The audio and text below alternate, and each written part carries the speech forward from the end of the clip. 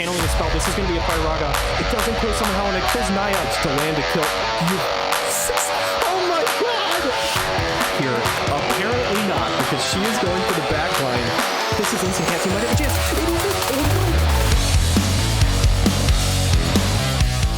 What's up, everybody? My name is Kason, and welcome back to the WDL. This is Season 4, Week 9 of the Champions League. That means it is our final video of the regular season. All season long, 12 amazing players have been facing off against each other on a weekly basis, and I truly believe that this season of the Champions League has been some of the most competitive and most entertaining battles that I've ever seen in War of the Visions. We've got 12 really talented players featuring up against each other, but only 6 of them can make the playoffs. Only 6 of them will clinch a spot in the Champions League in the following season. Which 6 of those players it'll be, we're going to have to find out in this video. There's going to be some happy players at the end, but there's also going to be some heartbreak. There's going to be some defeat, but there's also going to be triumph. Who will take it? Let's go ahead and find out.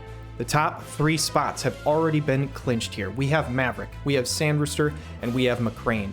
In what order those 3 teams will be, we are not entirely sure, but we know that Symphony of the Nights, Unicorn Gunfight 2, Electric Boogaloo, and Scarlet Moon Empire will be in the playoffs. After this, it is anybody's guess. We have 7 different teams competing for 3 playoff spots in the final week, and I wouldn't have it any other way. We have 5 different teams currently sitting at 5 wins and 5 losses, with Ready Player Will of Fight Club, Turambar of the Fire Ferrets, Jesus LBL of the Straw Hats, JB79 of the Paranoid Androids, and Surf Taco of Britney's Spears. All currently sitting at 5 and 5.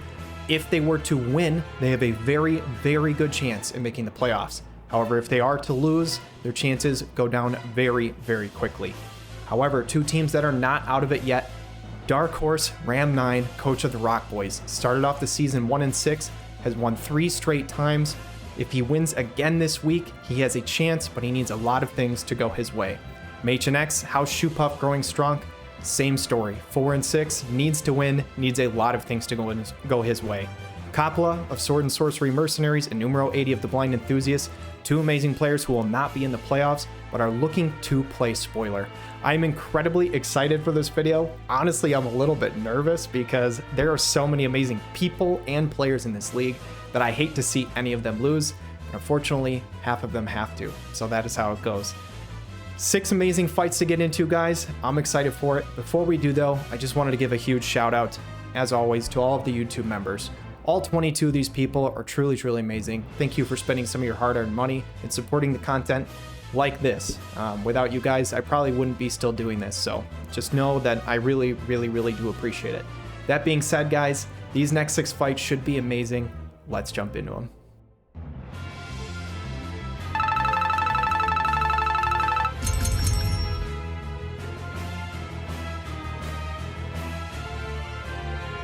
Kicking off the final week of the regular season Champions League, we've got Maverick Symphony of the Nights rocking Halloween Lucio, Grifford, and Montleonis. With a win would clinch the 1 seed. On the other side, House Shoe Puff growing strong, trying to maintain their playoff chances here. If MHNX wins, he has a chance if enough of the right teams were to lose. Mandate of the Heavens Blade coming out from Howlet alongside Fryevia and Cecil. Boon of the Line coming out from the Prince Mont, going to use his King's version's TMR.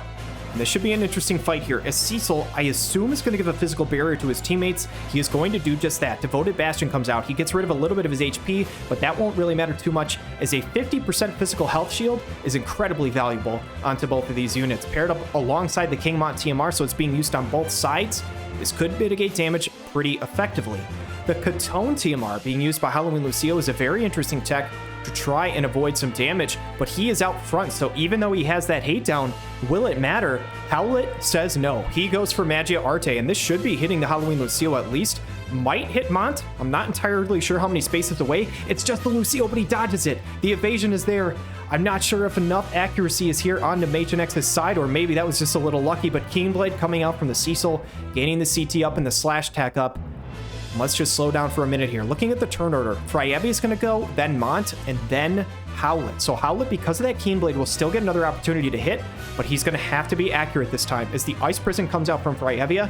I expect Lucio to dodge this as he does. It does a tiny bit of damage to the other two, but what's more important is that haste on a Freyavia to allow her to take more turns. Killer Drain Blade coming up from the Mont, going to drain a little bit of that AP as well as damage. Tranquil Rendering is good damage, dropping the slash attack resistance as well, but unfortunately for Machen, it only hits the tank, and I know you need to hit this Halloween Lucio to have a chance at this fight.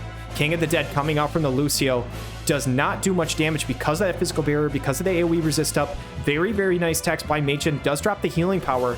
Could that matter? As Hammer, the War Master, gonna come out from the Grifford, and this physical barrier for Freyavia should finally be gone because of this massive chain. And yes, it is. She is now up to a 3-hit slash chain. Halloween Lucio could do very good damage to her with this massive slash chain, but Lucio, Cecil has something to say about it. Coming in with the Sacred Rage stuns the Mont, so he can't do a thing here. And it looks like him moving closer gave the Freyavia enough affinity to actually go before Halloween Lucio, saving her the damage on the slash chain. That could be actually massive here, as it looks like Halloween Lucio is next. But it looks like Freyavia doesn't have the hate. Sleeper Sweep comes out and kills the Howlet, and that is massive for Maverick, absolutely crippling for Machen. Dispel Slam, he says, what the hell is CT? I don't need it, I'm just going to go twice in a row immediately. Dual Judgment from the Grifford is going to drop Freyavia's CT, and that is brutal, as it looks like Halloween Lucio is going to be able to chain up. The Paralyzing Edge from Cecil is nice, as it does land a paralysis on the Grifford, though. Dispel Slam is not enough to take out Freyavia, but she, I imagine, is probably going to go for a heal with the TMR, I would assume. If she goes for a full life, they could have a chance here, but unless she does that, this game, I think, is over. What does her AI decide to do? She is thinking long and hard about this. She's going to run backwards. She's going for the full life. Does it get off in time? Grifford, is he going to be fully paralyzed? Yes, he is. The full life doesn't land on the Howlet. He does. It's not full life, though. It's like 40% life as he comes back. How much damage can he do here? Heavenly Diffusion is good damage, but the massive part here is that actually drops slash attack piercing on the other side, which means Mortal Draw only does 2,400 damage. Halloween Lucio is barely tickling because of that slash attack piercing debuff. Grifford is fully paralyzed and cannot move. The Cecil comes back, 2,000 damage on another paralyzing edge. This time the paralysis does not land. Freyavia, what does she have in the kit? Does she go for a heal? Does she go for damage? If this Halloween Lucio dies, I think Machen has a chance. The Spell Veil Blade is guaranteed hit. It's good damage. The Halloween Lucio is next, but he's out of AP. He goes for the standard attack to get some back, but the Howlet is going to shake it off like no problem. If the accuracy is here for Howlet, I think this is Machen X's fight to lose. Heavenly Diffusion comes out. Halloween Lucio is going to drop, and now it is Grifford versus 3. And Machen X just says, hey, I know my chances are small, but I am trying my damnedest to try and make the playoffs here. As Grifford is coming in with 51 AP, not quite enough to take out the Howlet. There should be a Spell Veil Blade coming out from the Freyavia here.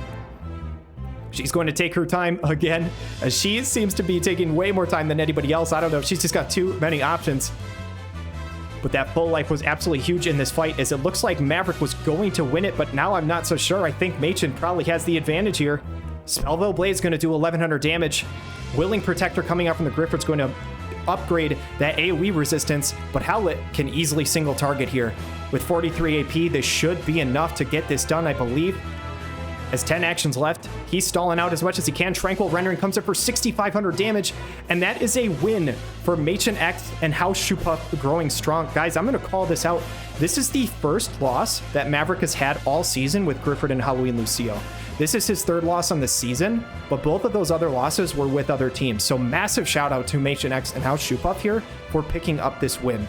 Not only does this keep his playoff chances alive, although they are slim, a lot of things have to happen for him, but this also makes it so that Maverick, if McCrane and Sand Rooster both were to win, would fall out of the top 2 seeds and not have a first round bye. So this makes things very, very interesting for the next 5 fights.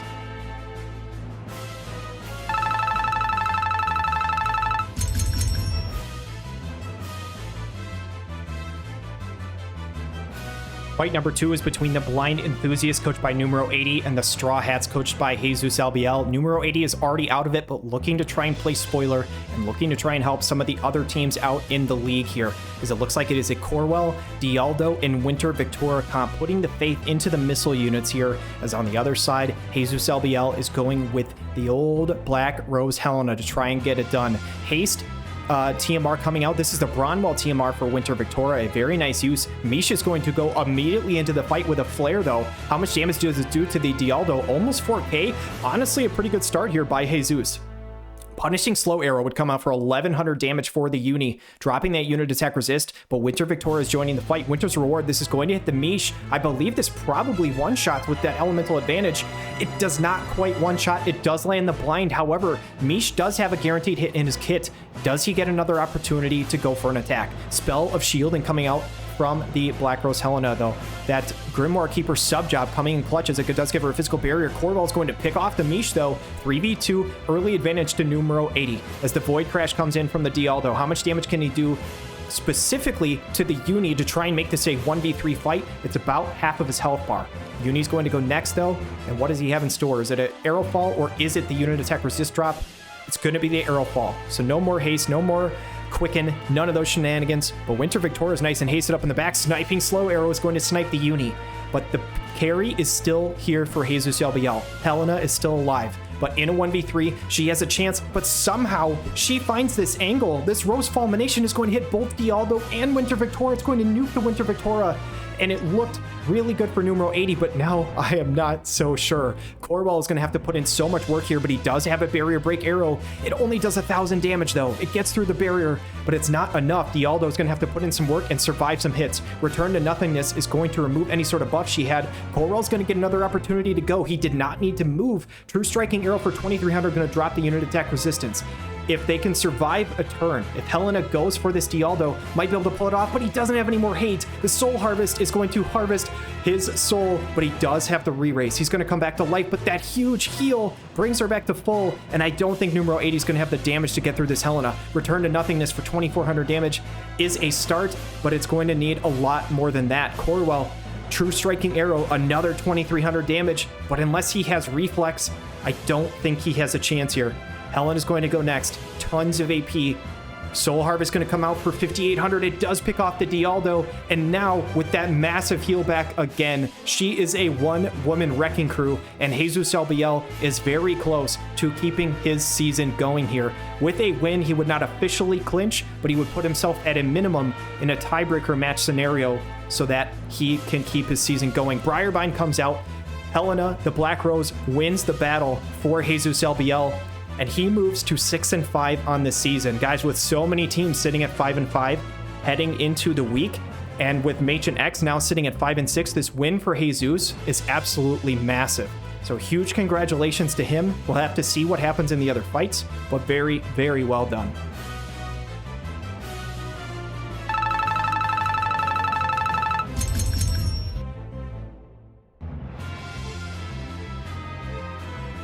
Next up is two Howl guildmates facing off against each other. Two great allies going to be enemies for today. JB79, coach of the Paranoid Androids, and Ram9 of the Rock Boys. Two teams who started out slow during the season but have caught fire during the middle and later parts of it. Ram9 started 1-6, currently 4-6. JB79 started out 1-4, currently 5-5. Who's going to get the better end of this? Ram9 with a win has very good tiebreakers, but would need other teams to lose to have a chance. JB79 with a win almost assuredly clinches himself a playoff spot. Shadowbind coming out from the Curry is good damage onto the Ferris to kick things off. 3,800. Fast cast from the Murmur. And these are the teams that they turn to. It looks like Elda, King of the Lions versus Ferris, and Halloween Rairu on the other side. Halloween Rairu has been very, very huge for Ram9 all season. Fortress of the Lion is here for Elda. He's got plenty of AP. He's got a big old barrier. Pirate Onslaught just tickling the Agrius, but she is going to heal herself back up to essentially full after Curry got that chip on her. Halloween Rairu has been the carry the last few weeks. What can he get done? Drain Evocation is only 500 damage, and Agrius is tanking this so well here, as it looks like Murder's going to go next. She's going to channel another fast cast, so Ram9 will have the haste advantage, although the Frost Mob Barrage coming out. Not sure if that procs Frostbite on a Murmur or not. We'll have to see here, as a Halloween Rairu is going to go next. Haste it up, he's nice and speedy, and he's going to find the limit break. Creeping Terror is going to come out. I am pretty sure this is going to one-shot Curry. This limit break does a ridiculous amount of damage. It damage caps the Curry, and finally they are able to start doing damage to the Agrius, but crucially, poison does not land. JB79 is ready for it as the Northwind strikes. Destruction comes out from Agrius. Ferris is going to go next, and Ram9's team is just so damn fast here. Can they start chaining up? Pirate Raid, a 3-hitter, But honestly, Agri is just putting in the work. She is trying her damnedest to try and pull off this victory here. Elda King, the Lions, what does he have in store? Lion's Drain is really good damage onto Halloween Rairu. One of those will take him back out. And Ram 9 with the early man advantage, but is it going to matter as Elda is an absolute raid boss in the back here? Halloween Rairu is going to go next. Stone Gust Saber comes out for 5,400. It's enough to take out the Agrius, and Ram 9 looking to try and keep his playoff chances alive. Can he try and get his 4th win in a row here? Pirate Raid coming out from the Ferris does not break through the barrier on Elda, and if any one unit could pull off this comeback, it is him. That's massive damage onto both. He didn't even need the heal back. He's still full health, but he has another one locked and loaded. Jamming Thrust is finally going to eat through that massive barrier. Halloween Rairu is going to go next. He's still got plenty of AP with 65. Soaring Blade is going to do 3,800. Ferris needs to try and claim this kill though, but she has no AP. She's going to go for the standard attack, but Elda might just be able to drain back up. But no, he's only got 15 AP. The Cleansing Spear comes out. He does not have enough to go for another Lion's Drain, and Ram 9 is looking to be in really good position now as Stone Gust Saber comes out for 3,800. Murmur is going to go next. Can she go for a Jamming Thrust or does she go for the heal? Either one would be very good for Ram 9. She goes for the Defense Destroyer, which removes the Ray Rays. Murmur is going to claim the kill, and Ram 9 is going to take his guildmate out. Guys, I am 99% sure that this eliminates JB79 from playoffs. I think based off tiebreakers, because Ram 9's tiebreakers are very good, and they're both at 5 and 6, I am pretty sure that JB79 is now out. Ram 9, however, to make the playoffs would need multiple teams still to lose who are 5 and 5. Will he have the chance? We are going to find out in the next few battles.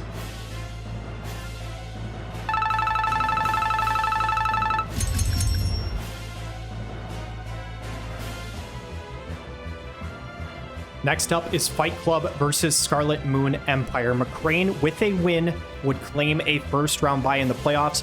Ready Player Will and Fight Club with a win would claim a playoff spot. Because of tiebreakers, Ready Player Will would be guaranteed with a win here. Perrine going for the AoE buff. Fairy Guard coming out from the Rosa with that Winter Raft TMR. Ready Player Will last week was able to take down Sandrooster. Is he able to take down another Juggernaut 2 weeks in a row? Or is McCrane too much to handle and ending up one of the top 2 seeds? Shells is an absolutely amazing support. This is an interesting team coming up from McCrane though. One side dodgy with the Shadow Lynx. Obviously Amnelis, a really good mage though. McCrane is one of the best players that I know at making some of these weird team comps work though. I would not be surprised to see him pull it off. So it looks like Little Leela on the other side. The positioning is going to be really interesting here as she is going with the Berserk TMR, Vega TMR. Ready Player Will utilize this to great success last week, as it looks like a bunch of status nullifications coming out from the Rosa. Shadow Lynx with incredible movement. We'll see how long it takes for this fight to kick off. Utsu Semi, so she's got tons of evasion for a turn here. And Shell should just go for another buff. Rite of Safe Passage comes out. Protect is going to be nice. Very nice AoE resist. And we'll see if Perrine is able to chew through this other team here, and if she has the accuracy for the Shadow Lynx. She does have one guaranteed hit in her kit, but does she have the accuracy on any other moves here? Law of Geo-Absorption is going to kick things off with 3,600 damage. Ice Crystal Arrow from the Rosa, so she decides to put her damage pants on, 2,400 damage. Dropping the ice attack resist is not going to matter probably too much, as it looks like Ashen Seal coming out from the Shadow Lynx, and she is going way the hell off into the other direction because of the Little Leela. The positioning here has ended up really, really interesting. This might be 2 separate fights going on at a time, as Subjugating Fist is going to proc the Courage for Amnelis. Crucially for McCrane, Rosa did not do enough to drop her below that Courage threshold. She's going to heal back up, and she should be able to live another hit from Rosa if it comes down to it. Amnelis should be able to go for a Ternary Seal, though, on these 2, I would assume. What is she going to go for? No, it's the Law of Geo-Absorption, which is even better for McCrane, as she's going to heal herself back up. And speaking of, Perrine is going to do the same for herself, and Rosa is going to do the same for herself. That is the name of the game, is healing right now, as it looks like everybody is trying to get their health bars refreshed. Shadow Lynx with the Illusion. She is just off in no man's land. Evasion buffing turn after turn here. She needs to get into this fight soon if McCrane is going to have a chance. Die 1,000 deaths coming out from Perrine, and you're going to have to die 1,000 deaths to get through this Amnelis. We have seen her be basically immortal with the shells backing her up. Rite of Safe Passage comes out. What in the world? Is she not in range to get a heal off? She must not be, because she's sitting there with 1 HP and she did not go for a heal. Amnelis is going to go next though. Is she able to heal back up?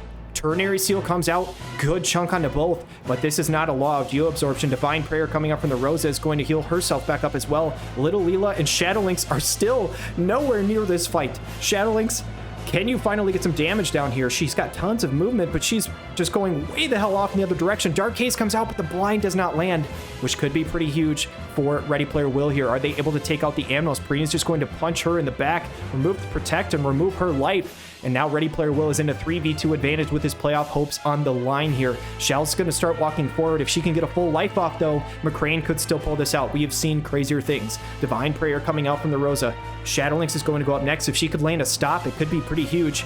What is she going to go for? She goes for the Hien onto Little Leela. And this tank being off in no man's land is working really, really well for Ready Player Will. Subjugating Fist, the guaranteed hit, is going to proc the Courage onto the Shadowlynx, which means this guaranteed hit from Leela is going to take her out. It is now a 3v1 advantage, and Shals has her work cut out for her.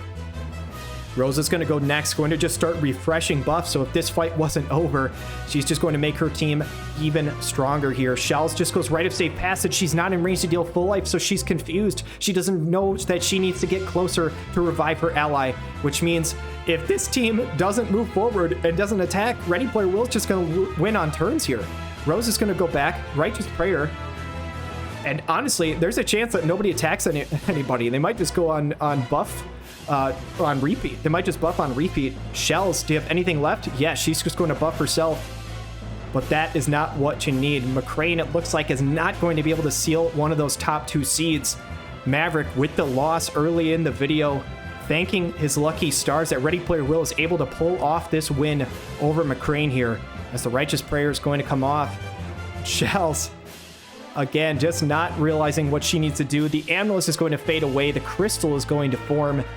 And Shells, do you have any buffs left? Nope, she's just going to walk up, so she is in range to die. And this might not actually go to turn. Silence Blade coming in for 1700. It probably will because she has the Courage. We'll have to see. Perrine coming in with Subjugating Fist is going to bring her to Courage. Rosa might be able to take her out. The CT up onto Shells, though, is going to make her take one more turn. So she is going to live at the end of this fight.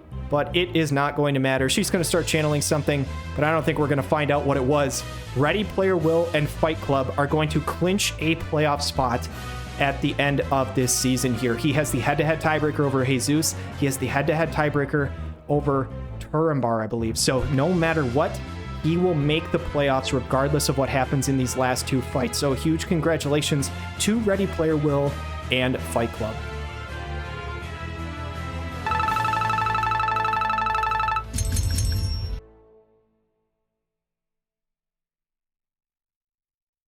Next fight is going to be Sand Rooster and Unicorn Gunfight 2 Electric Boogaloo versus the Fire Ferrets and Turambar. 2 Get Swifties going at it against each other, just like we had the Howl teammates battling. Victoria's going to go with the Keen Blade. She's going to walk forward. This is Summer, Glassy, and McLeod paired alongside her. And it looks like on the other side, Turambar, I think, probably expecting the Mace team, as he has the Aerith for the Magic Barrier. Protective Familiar going to come out. Renan going to go Fury Surge, going to use his own... No, I'm sorry, that's Garvel's TMR, actually. As Valade should be buffing the entire party here. And this is an interesting fight. If Turambar is able to win, he will clinch a playoff spot. If he loses, Jesus would clinch a playoff spot. But the Hazard Break is massive. Coming up from the Winter Victor immediately. Aerith is down already. Valade barely hangs on, though. If he is able to get a full life, this fight might not be over, but the Woven Claws coming out from Glaciella. Fortunately for Turambar, it does not hit the Valade. Renan is going to have to do so much damage. He does have a barrier break. He might be able to one-shot this Victoria. But the Imperil comes out from Valade. What is going on? He doesn't go for the Valade. He doesn't go for the full life. He doesn't go for the heal. Sky splitting Thunder Strike, though. Double kills for Renan. And holy shit, this looked like it might be over, but Turambar might have a chance. The Rapid Fire comes out. It kills the Renan. Valade, you need to go for full life here. Does he do it again? He's starting to move. He's going for Ruin. What is going on? He's going completely offensive. I have never seen this from Valade.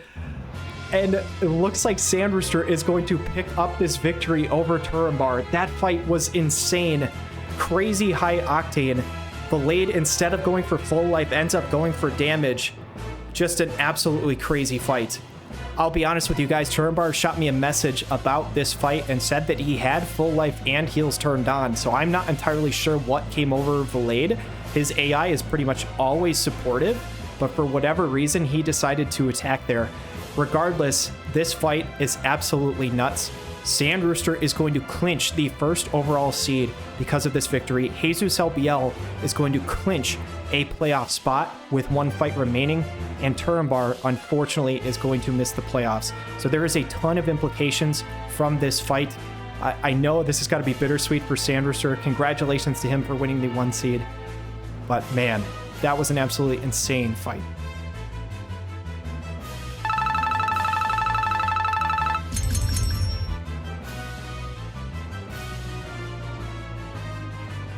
The last fight of the regular season with so much on the line. We have Get Playoffs, aka Surf Taco, coach of Britney Spears, the GOAT of the WDL, versus what many people like to think of as the GOAT of Friday Night Fights, Coppola, coach of Sword and Sorcery Mercenaries. Let's put it plain and simple. If Surf Taco wins this, he will claim the final playoff spot.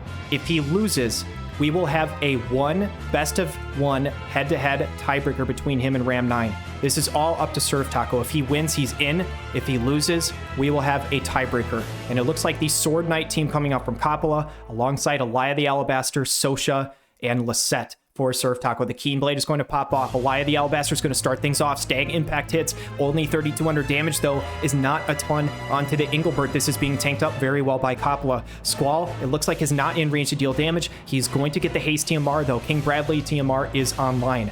Lilith is going to go next. She comes up with an AP Devastator. 40 AP obliterated from both of these units, and I think Lilith might have just rendered Elia completely useless here, as I don't think she has any more AP after that massive AP Devastator.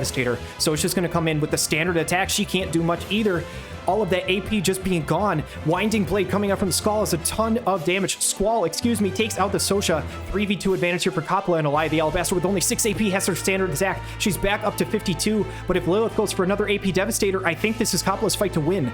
Lisette goes for a Wicked Pummel. Paralyzing Edge comes out this time. This time it is not an AP Devastator. Elia might be able to take a turn and might be able to do a ton of damage. The CT up is not enough, though. Retribution Drain comes out from the Engelbert.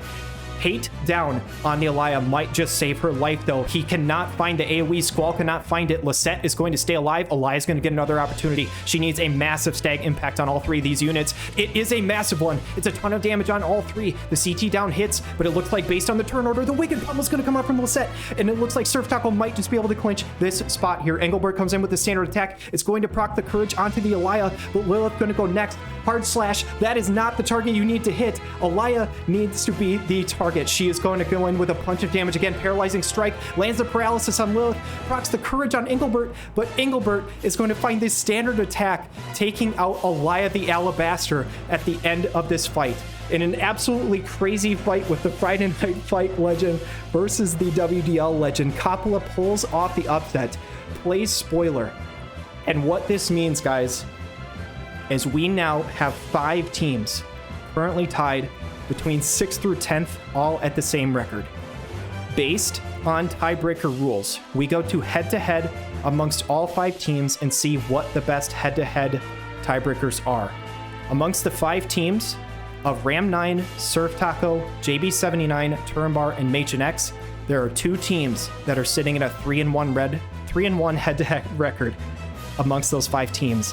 And it is none other than our Season 1 and 3 champion Surf Taco, who just took a loss here, versus Ram 9, our Season 2 champion, who has won 4 straight matches to get to this point.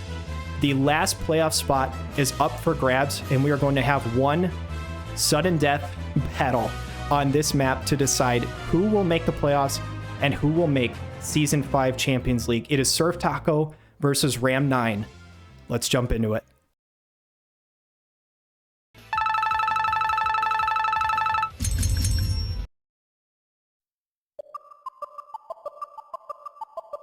With the first 5 seeds of the playoffs already being clinched, everything comes down to this. Our Season 1 and Season 3 champion Surf Taco versus our Season 2 champion Ram 9. The only 2 players to ever hoist the WDL trophy are competing right now to not only decide who makes the playoffs, but who makes the Champions League in next season. Absolutely wild. Ram 9 on a miracle run has won 4 straight wins. Surf Taco, unfortunately losing his last battle, but gets a shot to redeem himself against the other former champion. It is Summer Elsie, it is Celebrated Jaden. Well, on the other side, we have Reagan, we have Halloween Rairu. Halloween Rairu being an MVP of the team up to this point. Summer LC was massive in this matchup last time. The Stonga comes out from the Murmur to start things off. 4,300 damage is very, very strong. Also dropping the Earth Attack resist, and Farm comes out with the Shuriken of Undoing. Dropping the accuracy could be pretty massive here, as it looks like Celebrated Jaden is going to get a chance to pop off. Magellan's Rain is a little bit of damage, but not enough to take out the Murmur. Reagan is going to go for his Courage. He gets his AP cost rate down. And it looks like Halloween Rairu has a chance to shine. They're all stacked up for a massive limit break. This could be really, really bad for Surf Taco here, as the Creeping Terror is going to come in.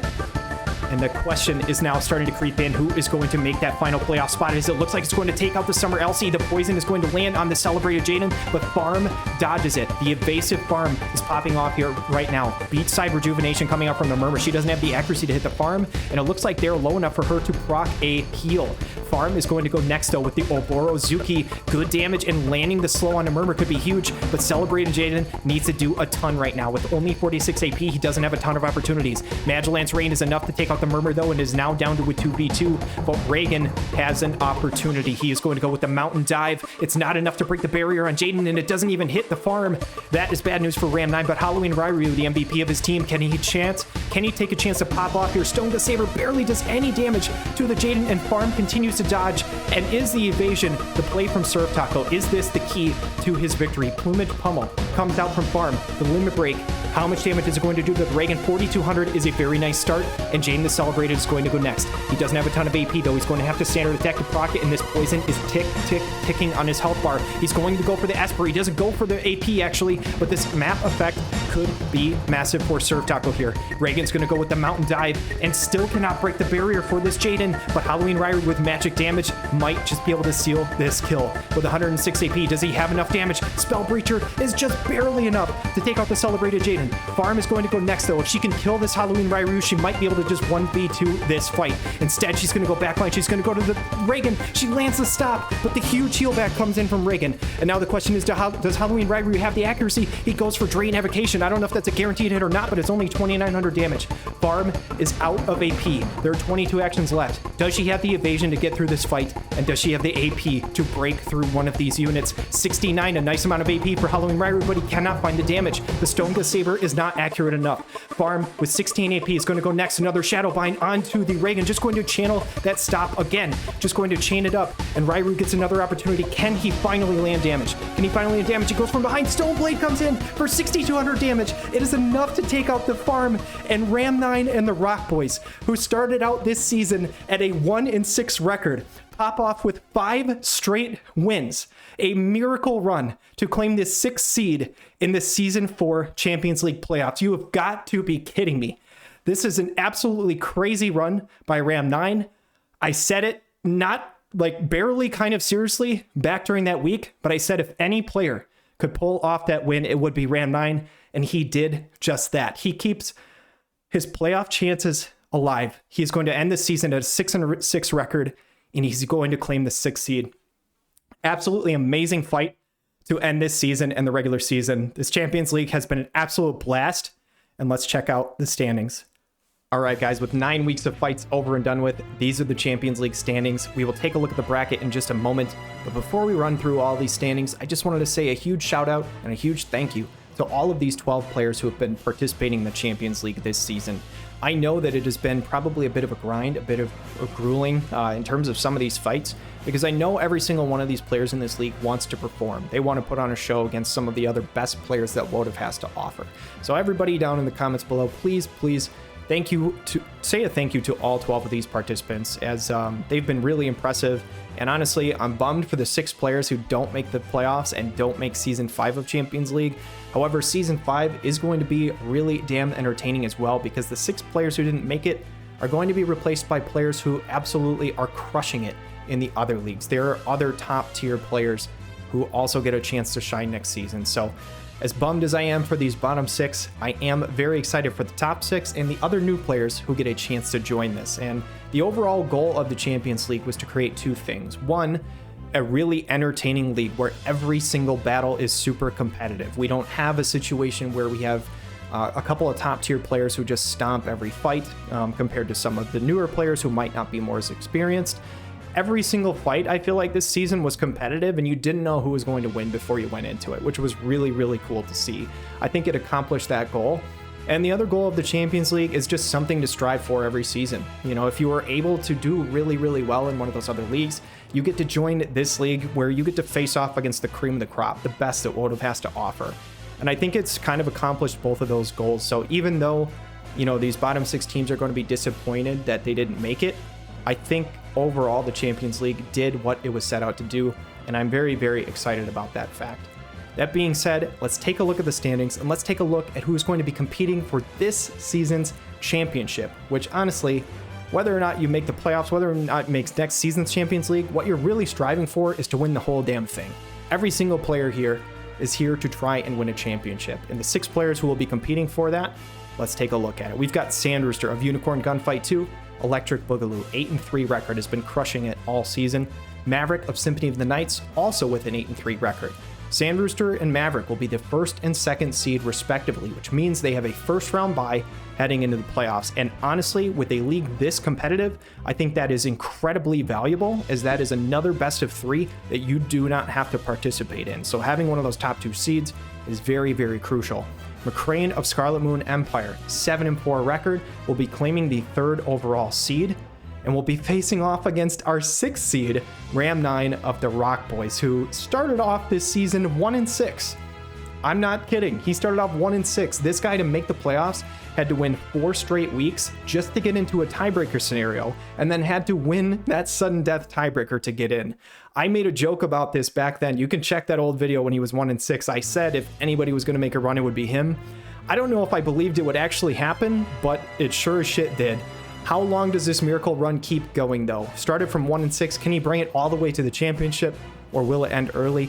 We'll have to find out. But 2 other teams who have been incredibly impressive all season, the 4 and 5 seed Ready Player Will of Fight Club and Jesus LBL of the Straw Hats. They will be facing off against each other this week as well at 6 and 5. It's been incredibly exciting, guys. Obviously, a number of teams who did not make it. Surf Taco of Britney Spears, we've got him listed as a 5-7 record. He was 5-6. I included the win and the loss of the tiebreaker match, but that really doesn't affect the standings other than the tiebreaker there. So he would be in 7th place. The 6 would be a typo there, but anyway, he would have been 7th place based off the tiebreaker of all the 5 and 6 teams.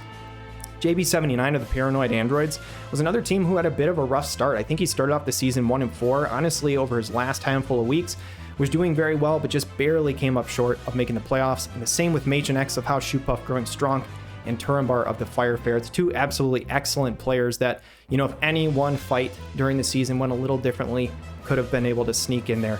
Coppola of Sword and Sorcery Mercenaries, though, with the, I don't even know if you want to call it an upset, because Coppola is an absolutely amazing player, but with the spoiler battle, picking up that win this week kept Ram 9's playoff chances alive and allowed him to basically end up in a tiebreaker scenario. So shout out to him for making things very, very interesting at the end. And numero 80, the Blind Enthusiast, he only had 2 wins, but honestly, he was so damn close to getting like 2 or 3 more.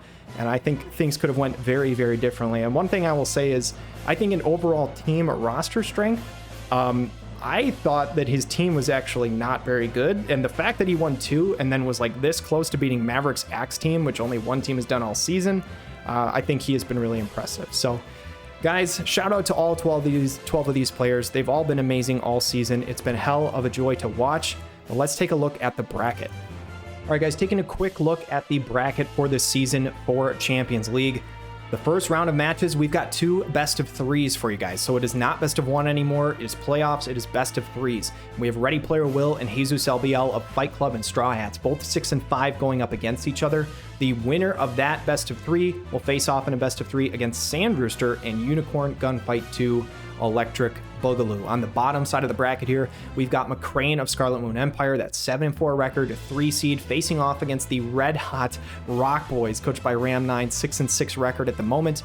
And the winner of that match will face off against Maverick, coach of Symphony of the Night. So we have the total of 3 rounds of battles in the playoffs, guys. It should be really, really interesting, and they're going to be best of 3s instead of best of 1. I do leave it up to the final 2 participants if they want to do a best of 5 in the grand finals instead of best of 3. If they both agree to it, I will allow them to do that, but otherwise it is going to be a best of 3. So yeah, it should be really interesting, guys. This has been a fantastic season, fantastic just honor for me to be able to cast these fights for Champions League, but I'm really excited for the playoffs. It's going to be really entertaining. These are 6 amazing teams facing off. So I hope you guys are enjoying this. I hope you're looking forward to it. We'll catch you next time. Have a wonderful day.